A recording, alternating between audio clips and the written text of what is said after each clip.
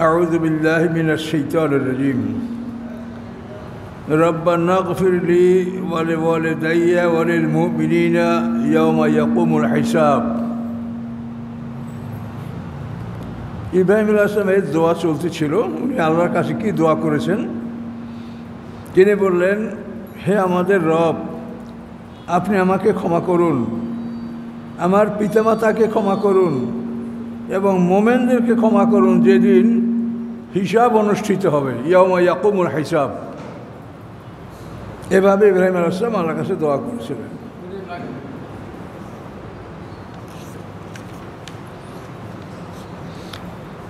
ইব্রাহিম আলাইহিস সালাম আমাদের জাতির পিতা। আবযোগ রহিম ইব্রাহিম এর অর্থ দয়ালু পিতা। এটা সুরিয়ানি ভাষা। ইব্রাহিম আলাইহিস সালামের যে কিতাব বা ওনার মাতৃভাষা সুরিয়ানি ভাষা ছিল। আল্লাহ বলেন, ওয়ালা তাহসাবান্নাল্লাহা গাফিলান আম্মা ইয়ামালুজ জালিমুন। আল্লাহ বলেন যে কখনোই আপনারা মনে করবেন না যে আল্লাহ তাআলা অমনোযোগী তাদের কর্ম হতে। জালেমরা যে কর্মগুলি করছে এগুলি আল্লাহ দেখেন না, এরকম মনে করবেন না। আল্লাহ সব দেখছেন, কিন্তু শাস্তি এখনই দিচ্ছেন না। ইন্নামা ইয়াখিরুহুম লিয়াউমিন তাশখাসু ফীহিল আবসার। নিশ্চয়ই তিনি তাদেরকে অবকাশ দিচ্ছেন, ঢিল দিচ্ছেন এমন একটা দিনের উদ্দেশ্যে যেদিন সমস্ত চক্ষুগুলি স্থির হয়ে যাবে। সমস্ত চক্ষুগুলি সেদিন স্থির হয়ে যাবে, মানে কোনো দিক নাড়াচাড়া করতে পারবে না, দৃষ্টি এক জায়গায় স্থির হয়ে যাবে। সেটা কোন দিন? হাসরের ময়দানে, যখন সমস্ত মানুষ উঠবে, সপ্ত আকাশ পর্যন্ত আকাশের দরজাগুলি খোলা থাকবে। ফেরেশতারা বিভিন্ন শাস্তির উপকরণ নিয়ে আকাশে অবস্থান করবে। আল্লাহর হুকুম হইলেই তারা শাস্তির কাজে লেগে যাবে। তো ফেরেশতাদের এই অবস্থান, এই দৃশ্য দেখে মানুষের চক্ষুগুলি ওই দিকে স্থির হয়ে যাবে, অন্য কোনো দিকে আর চোখ ঘুরবে না। তাই আল্লাহ বলেন যে আল্লাহ তাদের আমল হতে গাফেল না, জালেমদের কর্মকাণ্ড হতে আল্লাহ গাফেল না, কিন্তু তাদেরকে অবকাশ দিচ্ছেন এমন একটা দিনের জন্য যেদিন তাদের চক্ষুগুলি স্থির হয়ে যাবে। মুহতিনা, তারা দৌড়াতে থাকবে। মুখ নিয়ে রুসে, মাথা উঁচু করে মাঠের মধ্যে দৌড়াতে থাকবে। লা ইয়ারতাদ্দু ইলাইহিম তারফুহুম, ফিরে আসবে না তাদের দৃষ্টি নিজের দিকে। ও আফিদাতুহুম হাওয়া, এবং তাদের অন্তরগুলি হবে জ্ঞানশূন্য। তারা উপরের দিকেই শাস্তির দৃশ্য দেখে এমনভাবে দৌড়াতে থাকবে যে সে নিজে উলঙ্গ বা কী অবস্থায় আছে, এই নিজের দিক তাকাবার মতো তার কোনো হুঁশ থাকবে না। আল্লাহর কোরআন, এই কথা আল্লাহ বলছেন, যে কোরআনে কোনো সন্দেহ নাই। এবং তাদের হৃদয়গুলি হবে জ্ঞানশূন্য। জ্ঞানশূন্য না হলে একটা মানুষ এইভাবে করে। আনজিরিন নাসা ইয়াওমা ইয়াতিহিমুল আযাব। তো এই যে হাসরের ময়দানে 50টা দৃশ্য, যার উপরে আমার একটা ছোট্ট বই আছে, এটা একটা দৃশ্য দেখেন যে এইভাবে জালেমদের অবস্থা এরকম হবে। তারা মাঠে এভাবে দৌড়াতে থাকবে, উপরের দিক তাকাইয়া খালি দৌড়াতে থাকবে, কোন দিক নিচের দিক তাকাবে না। আর হাসরের ময়দানে সকল মানুষ ছোট্ট এবং উলঙ্গ উঠবে, সবাই একই বয়সের। এই জন্য সেখানে কেউ কারো সমালোচনা করবে অথবা কেউ লজ্জা পাবে, এরকম অবস্থা না। সবাই ছোট, একইভাবে সবাই হাসরের ময়দানে আমরা সবাই একসঙ্গে উঠব। সিঙ্গার ফুৎকারে আমরা সব একসঙ্গে হাসরের ময়দানে উঠব, ছোট্ট উলঙ্গ সবাই। শুধুমাত্র আদম হাওয়ায় দুইটা লোক ছোট্ট এবং উলঙ্গ উঠবে না। তার কারণ হলো আল্লাহ কোরআনে বলছেন, আমি যেভাবে তোমাদেরকে প্রথমবার সৃষ্টি করেছি, দ্বিতীয়বার তোমাদেরকে ওভাবেই আমি সৃষ্টি করব। তা আদম হাওয়া প্রথমবার সৃষ্টির সময়ে তারা একটা পূর্ণাঙ্গ সুন্দর মানুষ, কুমার কুমারী, তারা একটা সুন্দর মানুষ হিসাবে সৃষ্টি হয়েছেন। তারা ছোট্ট এবং উলঙ্গ জন্মগ্রহণ করেন নাই। এই জন্য একমাত্র আদম হাওয়া, এই দুইটা মানুষ বড়। সবাই দেখবে যে এই দুইটা মানুষ আমাদের পিতামাতা। ঠিক আছে, সাউন্ড কমুক, সমস্যা নেই। তখন সবাই আমরা বুঝতে পারবো যে আমরা এই দুইটা মানুষেরই সন্তান সব সারা পৃথিবীতে। তা আমরা কেন গণ্ডগোল করলাম, কেন মারামারি করলাম, কেন শত্রুতা করলাম, কি হবে? এগুলি শুধু আমাদের পৃথিবীতে যে অবস্থাটা হচ্ছে শুধু জিদ, আমি বড়, আমি কাউকে মানব না, কারো কোনো মন ভরে না। যে একটা মহাদেশের মালিক সে মনে করে যে গোটা পৃথিবীটা আমার হোক, কেউ থামছে না। তার কারণ একমাত্র তাদের সামনের জীবন সম্পর্কে তাদের কোনো চিন্তা ভাবনা নাই যে আমাদের সামনে কি আছে। যে হুজুর আজকে যে কেরাত পড়লেন নামাজে সূরা মুমিন, রব্বানা আমাত্তা নাসনাতাইনে ওয়াহিয়াইতা নাসনাতাইনে, মানুষ হাসরের ময়দানে আল্লাহর সামনে দণ্ডায়মান হয়ে বলবে, হে আমাদের রব, দুবার আপনি আমাকে মৃত অবস্থায় রেখেছেন, দুবার আপনি আমাকে জীবিত অবস্থায় রেখেছেন, আমি আমার সমস্ত অপরাধ স্বীকার করলাম, বলেন এখান থেকে বের হওয়ার কোনো পথ আছে? রব্বানা আমাত্তা নাসনাতাইনে, মৃত্যু হলো আগে, মৃত্যু আগে। কাইফা তাকফুরুনা বিল্লাহি ওয়া কুনতুম আমওয়াতা, কীভাবে তোমরা কুফরি করছো, তোমরা ছিলে মৃত, আমরা মরা ছিলাম, মৃত অবস্থা থেকে আমাদেরকে জীবিত করা হয়েছে। সূরা মুলকে দেখেন, আল্লাযী খালাকাল মাউতা ওয়াল হায়াতা, আল্লাহ সেই যিনি মৃত্যু এবং হায়াত, হায়াত এবং মৌত সৃষ্টি করেছেন। খালাকাল মাউতা, সেখানেও মৌতকে আগে বলা হয়েছে। তাহলে আমরা প্রথমবার সৃষ্টি মৃত অবস্থা থেকে, আবার দ্বিতীয়বার সৃষ্টি মৃত অবস্থা থেকে। এটা কিন্তু একটা চিন্তারই বিষয়। দ্বিতীয় জীবন যারা বিশ্বাস করে না, তারা কি প্রথম জীবন বিশ্বাস করে? প্রথম জীবন তাদেরকে কিভাবে তারা জীবিত হলো? তা তো মরা ছিল। কাইফা তাকফুরুনা বিল্লাহি ওয়া কুনতুম আমওয়াতা, আমরা তো মৃত ছিলাম। আদম আলাইহিস সালামের পিঠ থেকে তার 120 জোড়া সন্তান বের করা হয়েছে। সেই সন্তানদের পিঠ থেকে তাদের সন্তান, এভাবে করে করে সমস্ত মানুষ পৃথিবীতে বের করা হয়েছে। আরাফাত ময়দানের নামান ইরাক নামী জায়গায় বসে এই অনুষ্ঠানটা হয়েছে। সবাইকে বের করার পরে আল্লাহ একটা প্রশ্ন করছেন, আলাস্তু বিরাব্বিকুম, আমি কি তোমাদের রব নই? আমরা সবাই বলছি কালু বালা, হ্যাঁ আপনি আমাদের রব। এই কথার পরে আল্লাহ আমাদেরকে মৃত্যু দিয়েছেন। এইটা হলো আমাদের প্রথম মরণ। তো এই যে আমাদেরকে, আমাদের মধ্যে প্রাণ সঞ্চার করে আমাদের থেকে আল্লাহ তাআলা একটা সাক্ষী গ্রহণ করলেন, এইটা জীবনের মধ্যে আল্লাহ ধরেন নাই।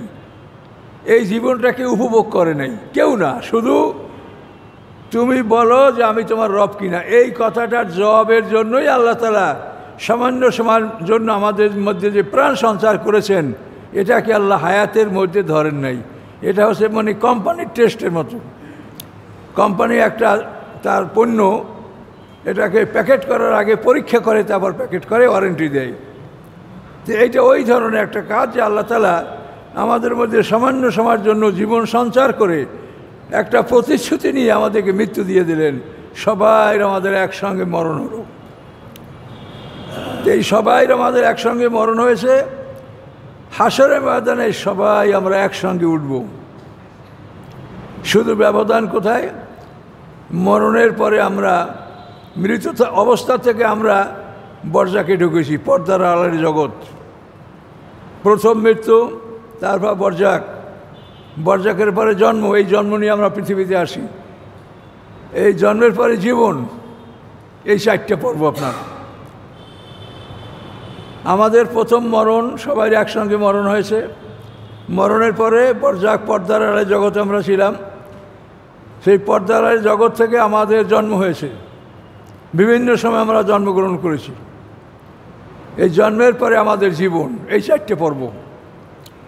আবার এই জন্মের পরে মৃত্যু, মৃত্যুর পরে বরজাক, বরজাকের পরে আবার জন্ম, ইসরাফিলের সিংহার ফুৎকারে জন্ম, জন্মের পরে জীবন। এখানে আবার 4টা, এই 8টা পর্ব একটা মানুষের জীবনের। এখন আপনি দেখেন যে প্রথম তো আমরা মৃত অবস্থা থেকেই জীবিত হলাম, এখন মরলে আর জীবিত হব না, এটা কীরকম বোকার কথা বলেন? তাহলে তুমি কি প্রথম সৃষ্টিকে অস্বীকার করছো? তোমার প্রথম সৃষ্টিটাই তো মৃত্যু থেকে জীবন তুমি লাভ করেছো। বিষয়টা বোঝেন ভালো করে। তাহলে এই জন্য এই বিষয়গুলি কোরআন পাকে আল্লাহ বারবার বলছেন যে দেখো, সৃষ্টির বিষয়টা দেখো, এবং সৃষ্টির যে নিয়ম, এই নিয়মেই সৃষ্টি করা হবে। কামা বাদাকুম তাউদুন, প্রথমবার যেভাবে সৃষ্টি করা হয়েছে দ্বিতীয়বার ঠিক ওভাবেই সৃষ্টি করা হবে। প্রথমবার সৃষ্টিতে তোমার মৃত অবস্থা থেকে আমরা পিতার পিঠে সবাই ছিলাম, এটা হলো আমাদের বরজাক। পিতার পিঠ থেকে আমরা মাতৃগর্ভে চলে গেলাম। মাতৃগর্ভে চলে যাওয়ার পরে আমাদের যে মানে পিতামাতার সম্মিলিত বীর্যটা, নুতফাতে নামসাদ যেটাকে কোরআনে বলা হয়েছে, এটা 40 দিন পরে রক্তের আকার ধারণ করেছে। দ্বিতীয় 40 দিনে এক টুকরা মাংসের আকার দ্বিতীয় 40 দিনে এক টুকরা মাংসের আকার ধারণ করেছে।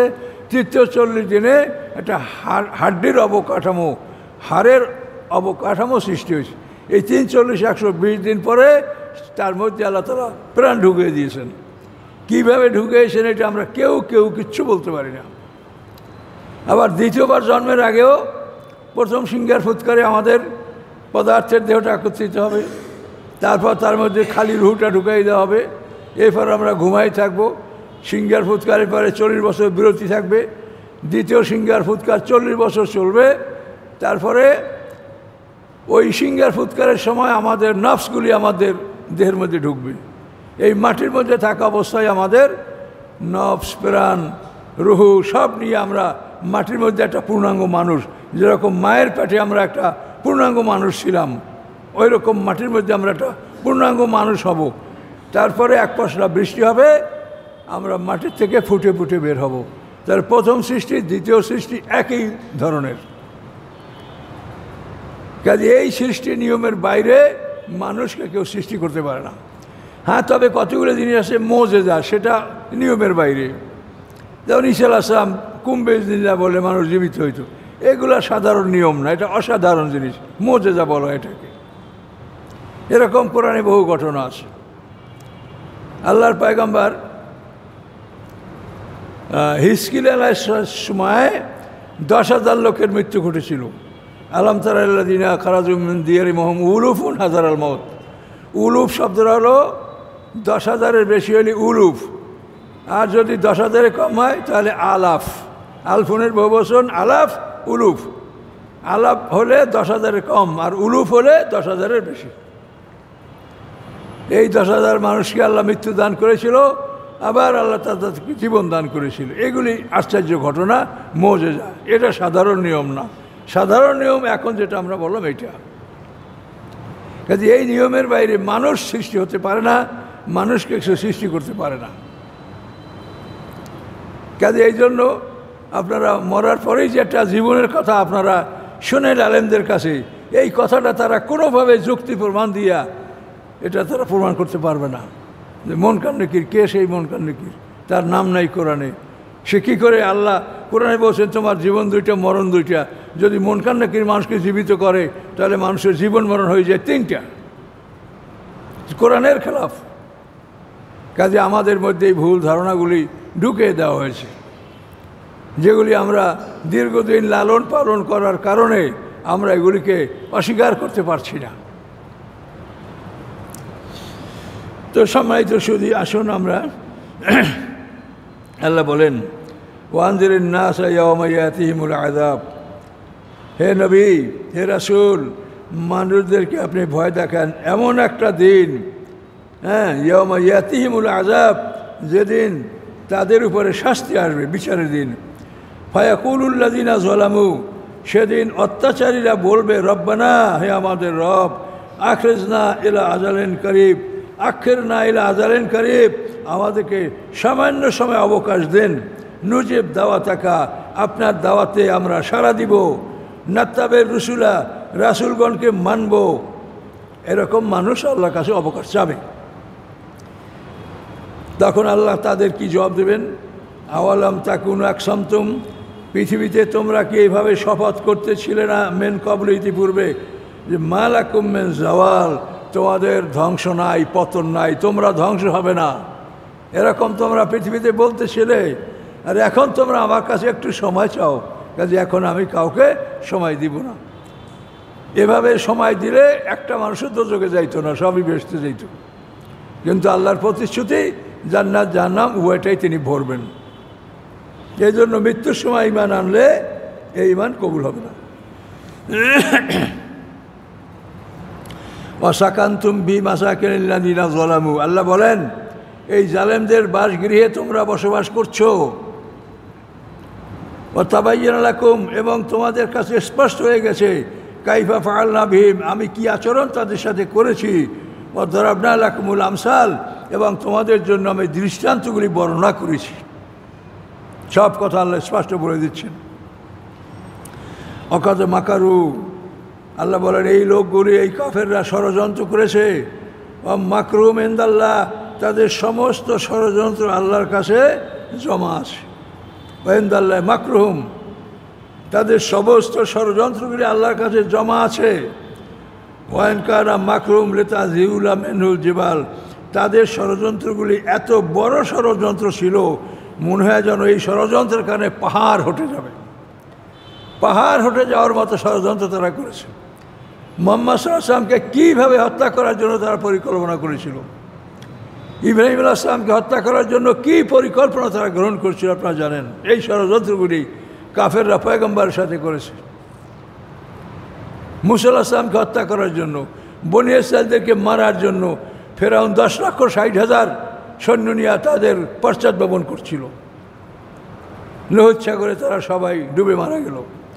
তো আল্লাহ বলেন যে তাদের ষড়যন্ত্রগুলি সব আমার কাছে জমা আছে। তাদের ষড়যন্ত্রগুলি এমন ছিল, মনে হয় যেন এগুলির কারণে পাহাড় হটে যাবে। ফালা তাহসাবান্নাল্লাহ মুখলাফা ওয়াদি রাসূলা, হে রাসূল আপনি কখনোই মনে করবেন না যে আল্লাহ তাআলা তার রাসূলের সাথে যে প্রতিশ্রুতি দিয়েছেন এই প্রতিশ্রুতি আল্লাহ ভঙ্গ করবেন। আল্লাহর প্রতিশ্রুতি রাসূলকে সাহায্য করা, মুমিনদেরকে সাহায্য করা, কাফেরদেরকে ধ্বংস করা। কাজে আল্লাহ যে প্রতিশ্রুতি দিয়েছেন আল্লাহ এই প্রতিশ্রুতি ভঙ্গ করবেন, আপনি যেন এই ধারণা না করেন।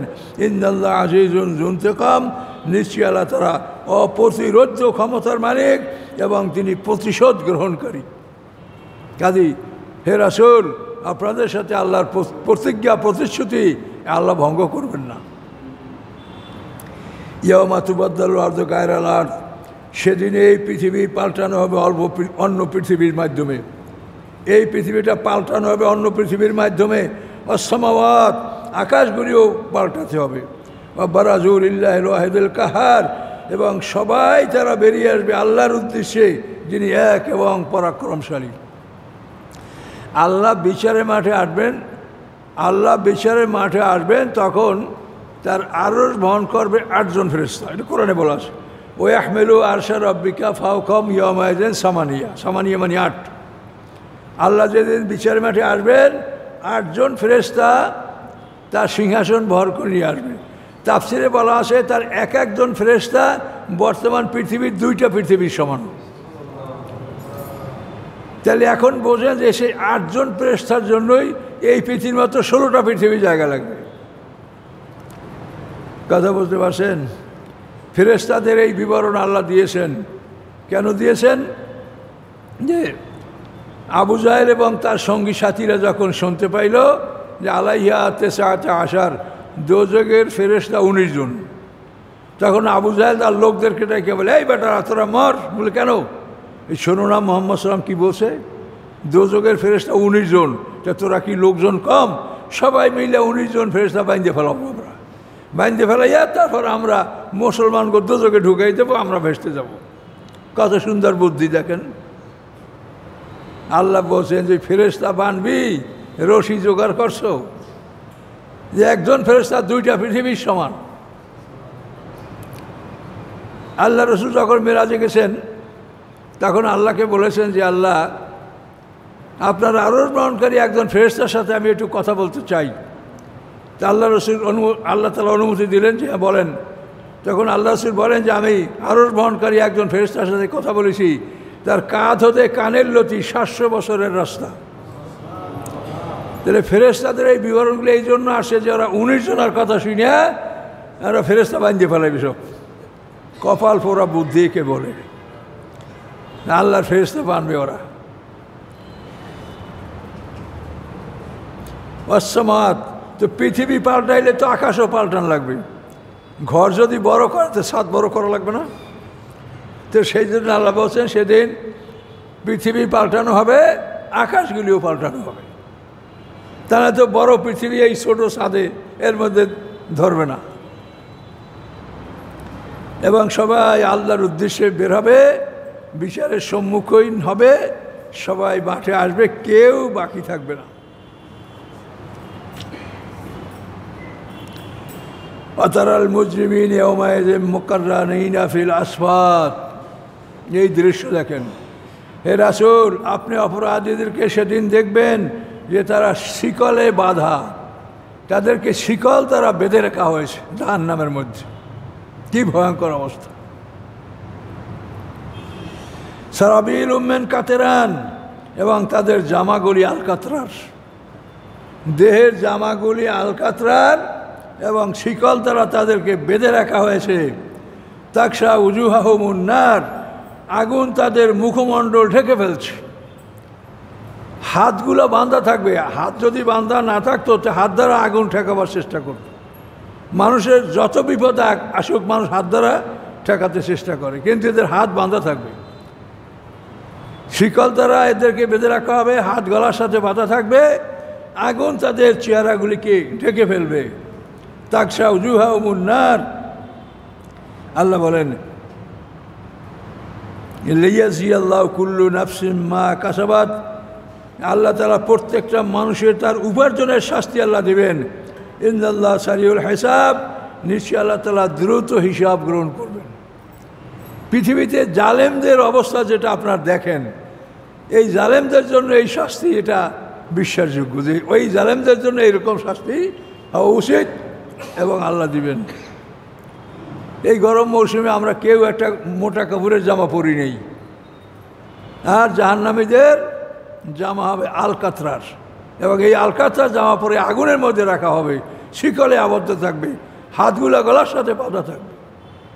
কি ভয়ঙ্কর কথা দেখেন!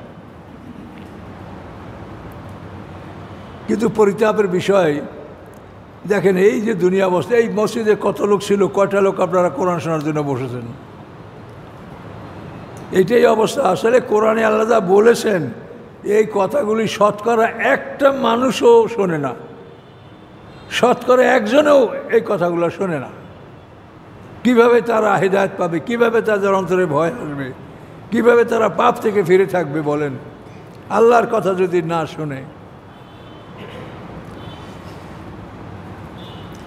আল্লাহ বলেন হাযা বালাগুল লিন্নাস, এটা হলো প্রচার মানুষের জন্য। এর আসলে এটা প্রচার, আপনি প্রচার করে দেন। ওয়ালিউনজিরু বিহি, এবং এই কোরআন দ্বারা মানুষকে ভয় দেখানো হবে।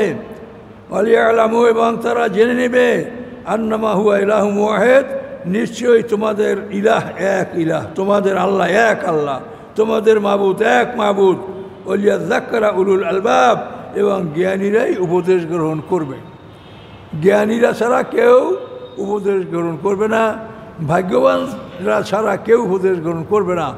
কাজে কোরআনের এই মহাবিপদের কথা, এগুলি যদি একটা মানুষ বিশ্বাস করে, আর বিশ্বাস না থাকলে তো ইমানই নাই। ইমান মানেই তো বিশ্বাস, বিশ্বাস তো আপনাকে করতেই হবে। তো আল্লাহ তাআলা এভাবে আমাদেরকে সতর্ক করেছেন। সূরাটা শেষ হয়ে গেছে, নূতন সূরায় আর ঢুকবো না, থাকবে এই পর্যন্ত। তো লেখা আমার কোরআনের তর্জমা আছে, তাফসীর আছে। এই তর্জমাটা আপনারা নেন এবং এগুলো পড়েন, পড়তে লাগলে আপনারা পড়তে ইচ্ছা করবে, কিন্তু আমরা প্রথম আপনি ধরতে চাবেন না, কিন্তু ধরলে কিন্তু আপনার মন চাবে জানলে পড়ি। কাজে এই জন্য মনের সাথে সংগ্রাম করে আমাদের লেখা বই পুস্তক পড়েন, ইনশাল্লাহ পরকালের রাস্তা আপনার জন্য সহজ হবে, আমল সহজ হবে, ইমান বাড়বে। ইমান বাড়লে আমল সহজ হয়। আর ইমান যদি না বাড়ে তা আমল কষ্ট। আস্তাগফিরুল্লাহ আল্লাযী লা ইলাহা ইল্লা হুয়াল হাইয়ুল কাইয়্যুম ওয়া আতুবু ইলাইহি লা হাওলা ওয়া লা কুওয়াতা ইল্লা বিল্লাহিল আলিয়্যিল আযীম। আল্লাহুম্মা সাল্লি আলা মুহাম্মাদিন ওয়া আলা আলি মুহাম্মাদিন কামা সাল্লাইতা আলা ইব্রাহিম ওয়া আলা আলি ইব্রাহিম ইন্নাকা হামিদুম মাজিদ। সবাই কিছু মানে কীভাবে উঠবো, শিশু অবস্থায় না মানে হাসনের জন্য সবাই একসাথে উঠবো, শিশু অবস্থায় উঠবো না যুবক অবস্থায় উঠবো? না, সব শিশু, সব শিশু একবারে মায়ের পেট থেকে যেভাবে ভূমিষ্ঠ হয়েছে ঠিক ওইভাবে সবাই হাসর ময়দান উঠবে।